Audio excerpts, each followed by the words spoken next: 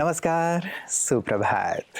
मित्रों, प्रतिदिन सुबह उठकर जब हम अपनी खिड़की से बाहर देखते हैं तो प्रकृति का सुंदर, शांत और सौम्य वातावरण हमें आकर्षित करता है। प्रकृति हमें बहुत कुछ सिखाती है, बहुत कुछ देती है।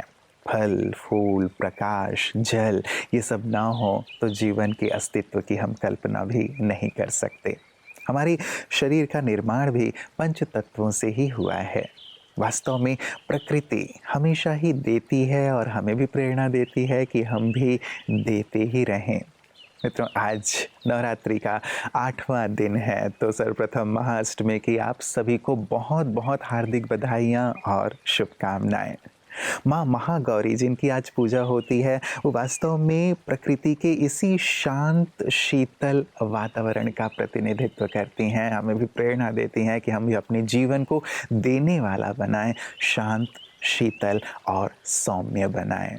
तो आइए आज के सुभाग्य में इसकी और भी ज़्यादा चर्चा करते हैं कि कैसे हम अपने जीवन में इन सुंदर बातों को समाहित करें।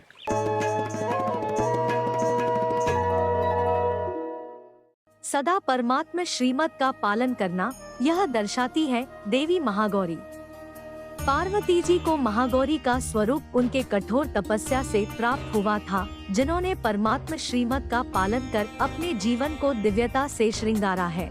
भावार्थ यही है कि जब हम परमात्मा द्वारा सिखाए गए राजयोग का अभ्यास करते हैं, तो हमारी आंतरिक पवित्रता बढ़ती है और हमारे पापों का नाश होता है, जिससे हमारी काया भी कंचन होती है। राजयोग एक ऐसा माध्यम है जिससे हम अष्टशक्तियों को अपने जीवन में निखार सकते हैं। तो नवरात्र के इस 8वें दिवस पर हम माँ गौरी के इन सद्गुणों को धारण करें और अपने जीवन में परमात्मा श्रीमत का पालन करें। मित्रों, बाहरी प्रकृति ने तो हमेशा हमें दिया ही दिया है, लेकिन साथ साथ हमारे शरीर रूपी प्रकृति ने भी हमेशा हमें सुख ही दिया है। हमने इसे कितना कार्य कराया है पूरे जीवन भर, और इसने हमें हमेशा साथ दिया है। लेकिन जब कभी शरीर में कोई भी छोटी सी तकलीफ होती है तो हम तुरंत ही अपने शरीर के प्रति शिकायत का भाव मन में ले आते हैं कि अरे यहाँ दर्द हो रहा है, वहाँ दर्द हो रहा है, ऐसा हो रहा है, वैसा हो रहा है। भले शरीर में तकलीफ हो, लेकिन हम अपने मन को डिस्टर्ब ना करें और प्यार से शरीर का ध्यान रखें। उसने हमें कितना साथ दिया है, और तकलीफ़ के समय हम उसे कोसने लगते हैं, हम ये कहने लगते हैं कि ये हो रहा है, ये हो रहा है, ये हो रहा है। वास्तव में यदि शांत मन रख कर के बहुत प्यार से हम अपने शरीर का ध्यान रखेंगे, उसे प्यार करेंगे, उसे अप्रिशिएट करेंगे, शुक्रिया अदा करेंगे, तो उसकी रिकवरी बहुत जल्दी होगी। तो मित्रों, अपनी इस प्रकृति का भी हमें बहुत प्यार से, सम्मान से ध्यान रखना है, क्योंकि यही तो है जो हमें जीवन के सर्वोच्च शिखर की ओर ले जाने वाला है। तो आइए अपने तन का, अपनी इस प्रकृति का भी प्यार से ध्यान रखने के संकल्प के साथ चलते हैं अपने अगले सेगमेंट की ओर, जहां हम स्वास्थ्य की बात करते हैं।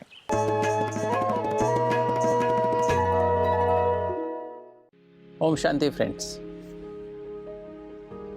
दोस्तों, अगर आपको ऐसा कुछ सिम्टम आ रहा है, तकलीफ महसूस हो रही है कि आपकी छाती में जलन हो रही है, आपको खाना निगलने में मुश्किल हो रहा है, या आपको कभी कभी घबराहट होती है, या आपको लगातार खांसी होती रहती है, या आपका मुख बार बार ड्राई, स्पेशली रात के टाइम ड्राई हो जाता है, जीभ बहुत ड्राई हो जाती है, ओरल कैविटी ड्राई हो जाती है, तो दोस्तों ये निशानी है कि आपको GERD शुरू हो गया है, हाइपर एसिडिटी शुरू हो गई है। इसको पहले डायग्नोज करना बहुत आवश्यक है। इसका सबसे बढ़िया जो डायग्नोसिस का तरीका है वो एंडोस्कोपी है, जिसको कहते हैं अपर GI एंडोस्कोपी। हाँ, इसमें एक फ्लेक्सिबल ट्यूब होती है और वो हम मुख के द्वारा हम इसोफेगस में डालते हैं, और वो उसके आगे एक बल्ब होता है और उसमें वीडियो भी होती है कि वो वीडियो रिकॉर्डिंग करता है। उसके द्वारा हम देख सकते हैं कि अंदर अंदर जहाँ पर भी जाएगा तो वहाँ पर कैसे तरह से हमारी जो है इसोफेगस का upper part, mid part, lower part, और जो कार्डियक स्फिंक्टर कैसे काम कर रहा है, वहाँ हर्निया तो नहीं है। और फिर हम स्टोमक के भी अपर पार्ट में देख सकते हैं, या लोअर पार्ट स्टोमक के कैविटी में देख सकते हैं, कोई अल्सर तो नहीं है, कहीं सूजन तो नहीं है, कोई वहाँ पर गांठ तो नहीं है। अगर वो स्ट्रक्चर बन गया है, वहाँ पर नैरो हो गई इसोफेगस, उसको हम डायलेट भी कर सकते हैं। अगर कोई गांठ है या कोई ट्यूमर है तो उसको हम बायोप्सी भी कर सकते हैं। अगर अल्सर है तो वहाँ से भी हम बायोप्सी कर सकते हैं दोस्तों। तो दोस्तों ये एक तरीका है, अपर जीआई एंडोस्कोपी के द्वारा हम बीमारी को डायग्नोस कर सकते हैं, बायोप्सी कर सकते हैं और कुछ ट्रीटमेंट भी इसके द्वारा कर सकते हैं। कई बार क्या कुछ ऐसा कुछ ब्लीडिंग पॉइंट है उसको कॉटराइज भी कर सकते हैं। तो अगर हमारे कई बार इसोफेजियल वेरेसिस होते हैं जो हमारी लीवर ख़राब होने पे हो जाती हैं, नसें फूल जाती हैं, उसको हम बेंडिंग भी कर सकते हैं, उस पर रिंग डाल सकते हैं ताकि वो हमें बार बार ब्लीड ना करें। फिर दूसरा दोस्तों है एम्बुलेटरी पीएच मॉनिटरिंग या एसिड मॉनिटरिंग। तो अगर नॉर्मली इसोफेगस में एसिड नहीं आना चाहिए, वो वाल टाइट होता है, इस पेट में स्टमक में एसिड होता है, तो उसकी पीएच हम लगातार दिन रात में 24 घंटे में उसकी पीएच कितनी है, एसिड कितना % है, उसको हम मेजर कर सकते हैं। तो किस चीज़ से रिलेशन है उसका हम नाप सकते हैं। और इसोफेगस में कितना प्रेशर है, कैसी मूवमेंट है, उसको भी हम नाप सकते हैं। वो इसोफेजियल मैनोमेट्री कर सकते हैं। तो दोस्तों अगर आपको तकलीफ़ है इस तरह की कोई, तो आप अपने डॉक्टर के पास जाएं और इनमें से कुछ भी टेस्ट, स्पेशली एंडोस्कोपी, आपको इस बीमारी से इसका निदान करने में बहुत बहुत सहायक है। ओम शांति। मित्रों, माँ महागौरी को गौर वर्ण का दिखाया जाता है। उनके आभूषण भी श्वेत तो उनके वस्त्र भी श्वेत दिखाए जाते हैं। साथ ही उन्हें वृषभ की सवारी भी करते हुए दिखाया जाता है और ये दिखाया जाता है कि उन्होंने महान तपस्या से महान गौरव को हासिल किया, इसीलिए उन्हें महागौरी कहा जाता है। अनेक प्रकार की कथाएं प्रचलित हैं कि कैसे महागौरी ने साधना की, कैसे वो सांवली हो गई इससे और कैसे शिव ने उन पर जल छिड़का और वो फिर से गौरवर्ण की हो गई। बहुत सारी कथाएं कहानियां हैं जिनके पीछे बहुत सुंदर आध्यात्मिक भाव है और प्रतिदिन नवरात्रि नारी शक्ति में हम इन्हीं आध्यात्मिक सुंदर रहस्यों को सुन रहे हैं, समझ रहे हैं और आनंदित भी हो रहे हैं। आइए देखें माँ महागौरी के इस स्वरूप के पीछे क्या आध्यात्मिक भाव है नवरात्रि नारी शक्ति में।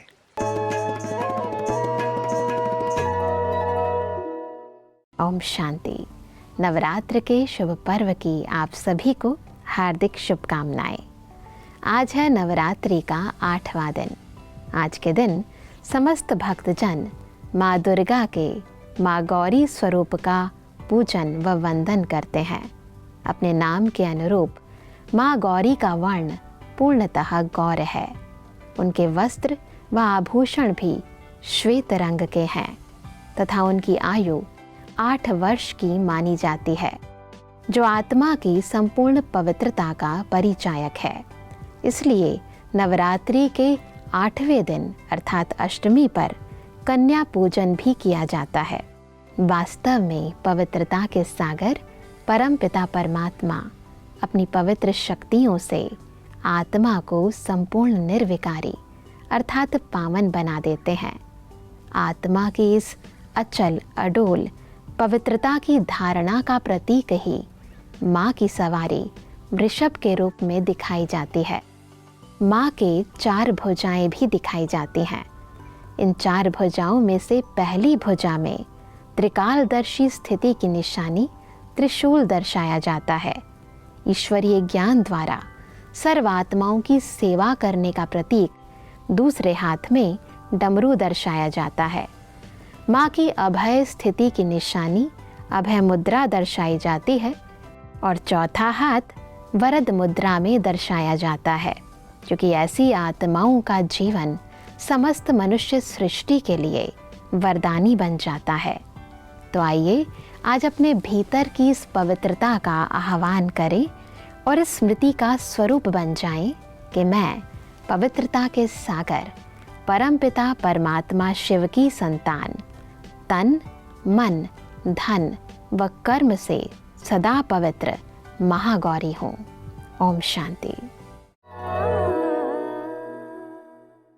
मित्रों, माँ महागौरी का स्वरूप करुणामय, स्नेहमय, शांत और मृदुल है। वास्तव में यही स्वरूप तो सभी को आकर्षित करता है कि माँ की छाया में हम चलें और उनकी करुणा, स्नेह और मृदुता से स्वयं को आह्लादित करें, अपने आप को संपन्न और भरपूर करें। तो माँ के इन्हीं गुणों को हम भी अपने जीवन में धारण करें तो हमारा जीवन भी औरों के लिए कल्याणकारी होता चलेगा। और माँ की तरह ही श्वेत वस्त्रों को धारण किए हुए ब्रह्मा कुमारी बहनें भी अपने जीवन में इन्हीं गुणों को धारण करके विश्व कल्याण का कर्तव्य कर रही हैं। सभी के जीवन में कैसे शांति आए, सुख आए, उसके लिए सतत प्रयास कर रही हैं। आइए देखें उनकी इन सुंदर सेवाओं को, उनके इस तप को, उनके इन कल्याणकारी कर्तव्यों को पीस न्यूज़ हाइलाइट्स में।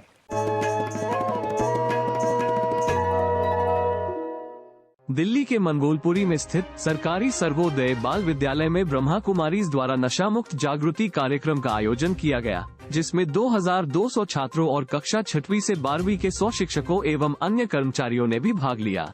विद्यालय के सचिव श्री अजय माथुर जी ने अपने वक्तव्य में सभी का स्वागत किया। तत्पश्चात न्यूरोफिजिशियन डॉक्टर बी के श्रुति बहन ने आध्यात्मिक जागृति पर बात की, साथ ही नशे से होने वाले दुष्प्रभाव पर प्रकाश डाला। इस मौके पर नशे से जागृति दिलाने हेतु एक लघु नाटिका भी प्रस्तुत की गई। इसके साथ ही ब्रह्मा कुमारी अनुराधा बहन ने सभी को राजयोग के माध्यम से नशे से मुक्त होने के उपाय बताए और राजयोग मेडिटेशन का अभ्यास भी करवाया।